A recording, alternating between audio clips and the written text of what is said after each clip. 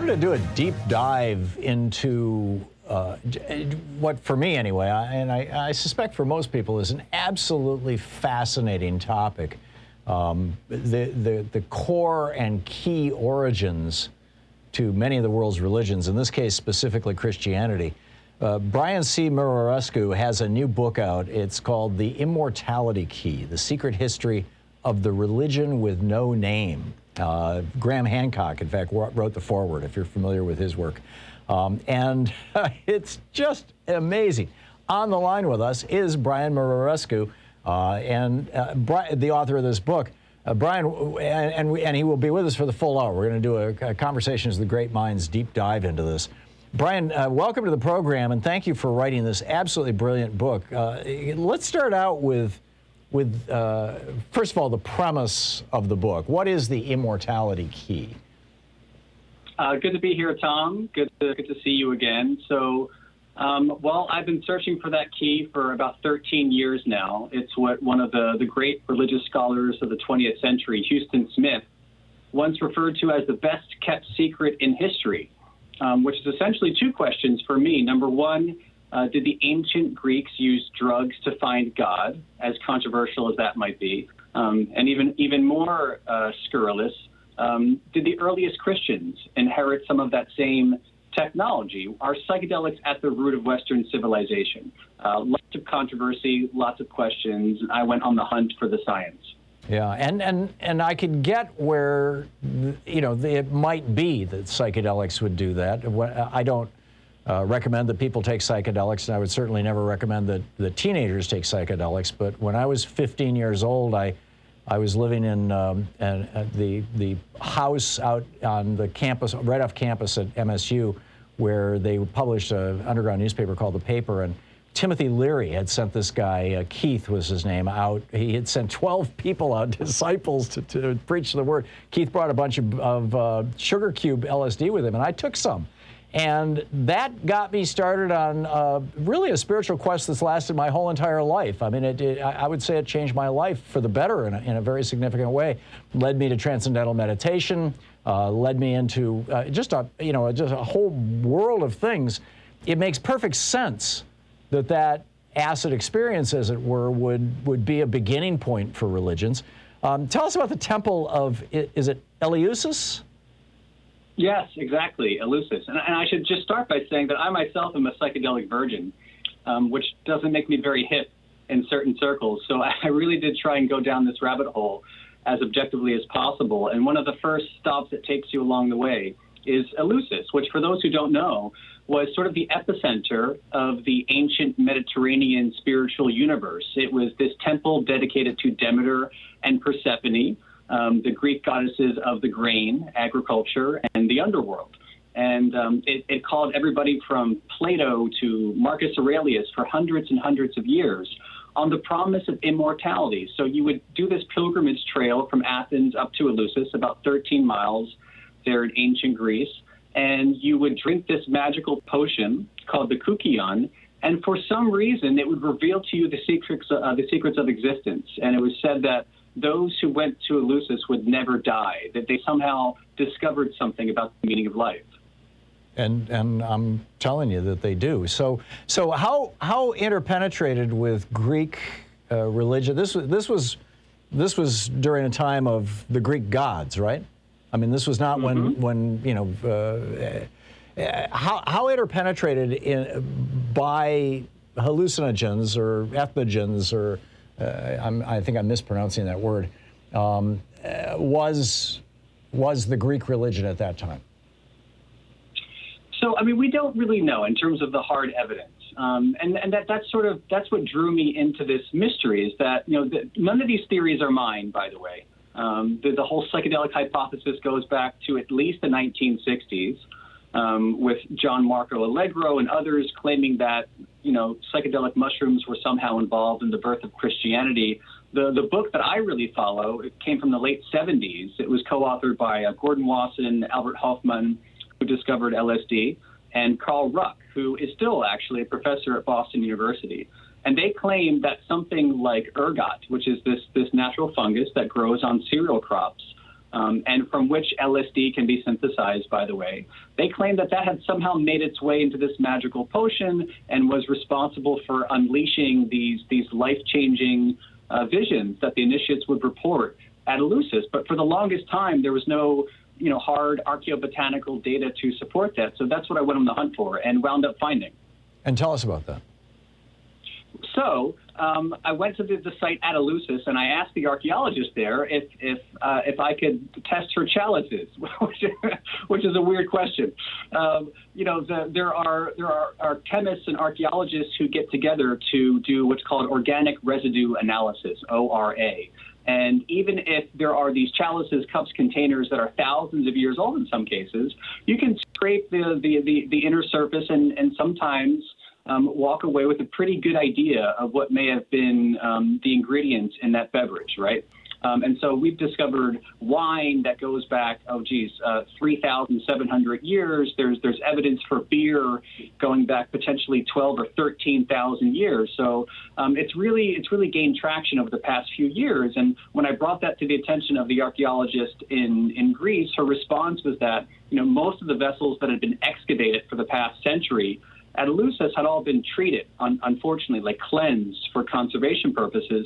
So I had to go elsewhere. I just started digging through these journals, these old academic journals, and came across this fantastic discovery from what today is Spain. And there, about 2,200 years ago, there was this Greek chapel at this Greek colony, which seems to be something like a mini Eleusis. So there were rites seemingly dedicated to the same goddesses in Greece, Demeter, Persephone, and there was something like a potion. And inside one of these tiny chalices that was unearthed on site there, only about a couple inches high, the archaeologists found the actual remains of some kind of primitive beer that seems to have been spiked with ergot, like the very same ergot that was hypothesized back in the 1970s. So I'm not sure we can call this an LSD beer, but it's awfully tantalizing. Yeah, it would be awful close to it. So this was apparently key to Greek culture, or at least part of the Greek religions. I mean, are there writings that might support this? Was this a secret? It was all secret, which is worth noting. So we're piecing together clues, which is what classicists largely do. Only about 1% of the total literary output from antiquity has survived. So we're really digging into the record and trying to find as many clues as possible. I mean, Plato and others would leave scattered lines without revealing what actually happened at Eleusis. Plato, for example, talked about this blessed sight and vision that he witnessed, and he called Eleusis the holiest of mysteries. Cicero, the great Roman statesman, said that Eleusis was the most exceptional and divine thing Athens produced. So, like, when you think about Greek religion, we think about all these silly stories of gods and goddesses interfering in human affairs, but I'll sometimes say that Eleusis strikes me as the real religion of the ancient Greeks. Those skeptical people who just wouldn't fall for fairy tales, they went to Eleusis to experience something apparently tremendously profound. And this is part of indigenous and Aboriginal cultures all over the world. Most people are familiar with ayahuasca down in South America, but I spent some time in Australia years ago with a native Australian Aboriginal shaman. And he could identify here's a psychedelic plant right here. This is what we used to use, that kind of stuff. I mean, this is part of human history, is it not? Not just Greek history? Oh, this far precedes the Greeks. I mean, so I focus on the Greeks and the Romans and the Christians just to put them into context. I mean, just to put them on this human timeline. But, I've been having these fascinating conversations with a colleague of mine in South Africa, a paleoanthropologist by the name of Lee Berger. And he studies archaic hominids, right, going back hundreds of thousands, sometimes millions of years. And, I kind of start my book at the agricultural revolution. So, again, 12, 13,000 years ago. But all we're talking about is humans and archaic hominids getting in touch with their environment. I mean, how could you survive without some kind of sophisticated understanding about not just where to find your food, but how to find your medicine, and occasionally how to get high? It would happen. And so I think it's only a matter of finding the data to support how far back this goes. But we have some analysis that points it very, very far indeed. Brian, have you read any of Terence McKenna's work? I've read a fair amount, yes. Yeah, me too. McKenna lays out a hypothesis that what we call human consciousness right now might have evolved out of what you might call pre-human or, advanced hominid consciousness, specifically as a consequence of humans experimenting with, is it entheogens? Entheogen, yes. Entheogens, thank you very much. Experimenting with psychedelic substances. Well, what do you think of that? That's right. Yeah, it's one of those wild theories. There's some great YouTubing you can do around the stoned ape theory. I feel like it might get more currency in academic circles if we called it something like the pharmaphilic hominid hypothesis. How about that? Yeah, right. So I have been talking about that with this paleoanthropologist colleague of mine that I mentioned, Lee Berger. And I love how Paul Stamets talks about this. It's not necessarily that the ingestion of mushrooms, catalyzed some spark of imagination a couple million years ago. It very well could have been the ritual ingestion of some kind of fungus, maybe millions of times over millions of years, that did somehow affect the cultural rise of what would become Homo sapiens. I know it's a very big idea, but I do think through things like the archaeochemistry that we've been discussing, especially a dental calculus analysis, I do think there's some hard data out there in the field that we're going to dig up in the coming years. Yeah, I know Paul, and he's very passionate about his mushrooms, I'll tell you. Is there any evidence that any other animals? We know that birds will go for fermented fruit, and elephants will go for fermented bananas, and they all love getting drunk. But what about psychedelic substances? Do they affect other animals in a similar way? And is there any evidence that other species are using these? Oh yeah, there's a great book I always consult by Giorgio Samorini. I think in English it's Animals and Psychedelics. It's pretty self-explanatory. And it's chapters and chapters of some of the examples that you mentioned, but also insects. There's this apparent love of baboons for mind-altering substances. We know that chimpanzees routinely would use something like 200 to 300 medicinal plants in their diet. So as far as we can tell, it's all across the animal kingdom. Might that account for the difference between chimpanzees and bonobos? Or bonobos, however you say that? I'm not an evolutionary biologist, but I do talk about this with some of the biologists I'm in touch with. And it is awfully curious that chimpanzees do have a fairly diverse botanical pharmacopoeia as part of their toolkit. It may help to explain in some way that pharmaphilic hominid hypothesis that we're talking about. And maybe, just maybe, this is something that humans would have inherited from their closest mammalian ancestor. Right. Theory is the wrong word, but there is this scholarly work on how modern Christianity was not the Jesus church, but the disciples of Jesus, basically, that lineage kind of died out and got replaced by the Pauline church. Paul, who arguably reinvented Jesus as a Greek god. There was this huge Greek influence on early Christianity.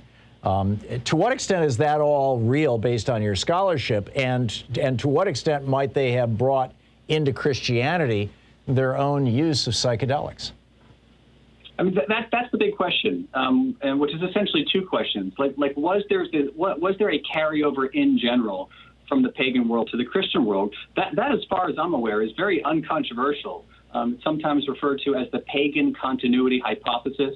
Back in the middle of the 20th century, nobody less than Dr. Martin Luther King Jr. was researching and writing about that. He has a famous paper you can find on the internet called The Influence of the Mystery Religions on Christianity. So exactly what we've been talking about. Christianity was born into a Greek-speaking world that was very Hellenic in terms of its culture, its ritual, its practices, and its religion. The New Testament, it's often worth reminding people, is written in ancient Greek, right? It's not written in King James English. So it would have been addressed to people who were steeped in these very Greek traditions. Among them, like folks who had been to Eleusis, for example, which isn't that far from Corinth, one of the most famous early sites of Christianity. And not to speak of the rites of Dionysus, who, in some senses, kind of reads like a prefiguration of Jesus and the Christ story. This Son of God, born of a virgin, who uses this magical elixir in his secret meetings. So there's a way to read Jesus, especially in the Gospel of John, that is not too far from his pagan predecessors. And there's a great book I reference in my book by Dennis MacDonald, this scholar, called The Dionysian Gospel, talking about all these parallels between the Greek of John and the Greek of some of the pagan authors. It's possible John was trying to present Jesus as this sublimation of Dionysus, this magical god with very magical wine. Think of the whole water to wine scenario. And Dionysus, I know nothing about Dionysus, forgive me. He was a Jesus-like figure? He changed water to wine?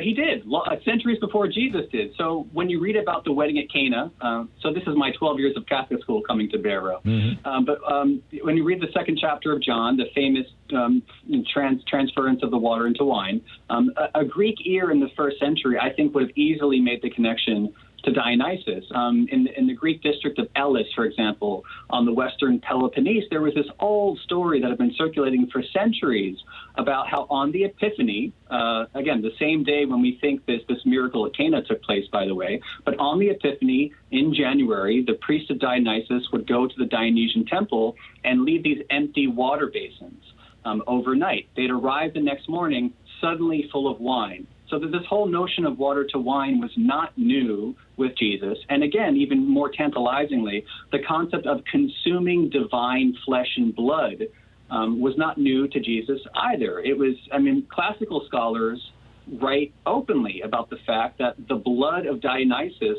was something magical. And to consume that blood in the form of wine was to become one with the god, very, very similar to the promise in Christianity.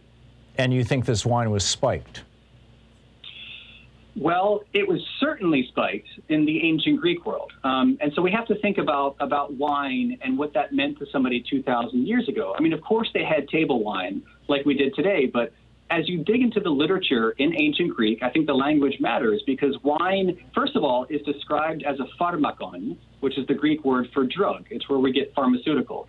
And their wine was routinely mixed with all kinds of plants and herbs, potentially fungi, toxins. So you could use wine to kill somebody, right, with a dash of hemlock. You could use it to heal somebody with the right plant concoction, and you could use it to elicit visions. There's this old writer, Dioscorides, who I talk about in the book. He writes in the 1st century, at the exact same time that the New Testament is being penned. And he talks about adding all these ingredients to wine that you wouldn't think make sense, like henbane and mandrake and something like black nightshade, which is very toxic but can be vision-provoking. And Dioscorides specifically says that wine spiked with black nightshade produces not unpleasant visions. Yeah, that's belladonna and scopolamine in nightshade. Those are hallucinogens in large doses.